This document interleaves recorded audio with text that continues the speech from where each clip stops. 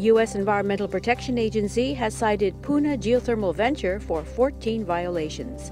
The EPA began an investigation into PGV's compliance with the Clean Air Act following a March 13, 2013 hydrogen sulfide release. Really, really loud sound, like a jet engine, only that wasn't working properly. I mean, it was screaming is all I can describe it. It was just a really loud, screaming noise. The release was of concern to residents living in the surrounding community and was the topic of a heated community meeting held in Pahoa, organized by the Puna Pono Alliance. It did indicate that they had two readings, one of a 1 part per million and one of a 3 part per million, at least on Pohiki Road in the subdivision. In my observation, I've been there several years.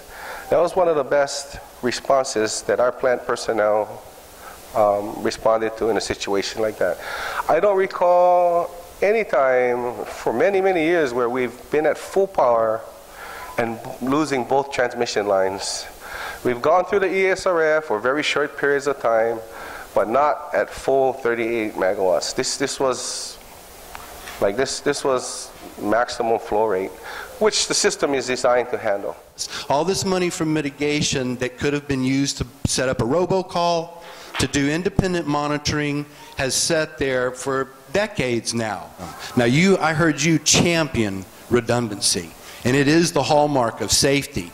And I want to know if you or your company has any objection to those monies being used for monitors that we all can access. We have no objection to use that money for monitoring and any other studies or redundancies. Excellent. I hope that you would make that suggestion to our county council. What was your name again? John? My name is John Bryant, okay. And I've got two little girls, okay. A 5-year-old and a 1-year-old, and I am very concerned. Okay, just to be clear, PGV and ORMAT, we should not have no say on what the county does with that money. Now, over a year later, the EPA says PGV failed to perform or document important inspections or tests and failed to maintain a safe facility, taking such steps as are necessary to prevent releases.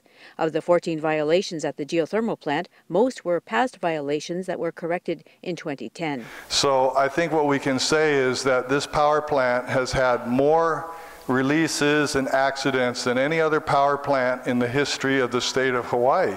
And so, what we really need is regulation, we need oversight, we need to take care of the problems with the existing power plant.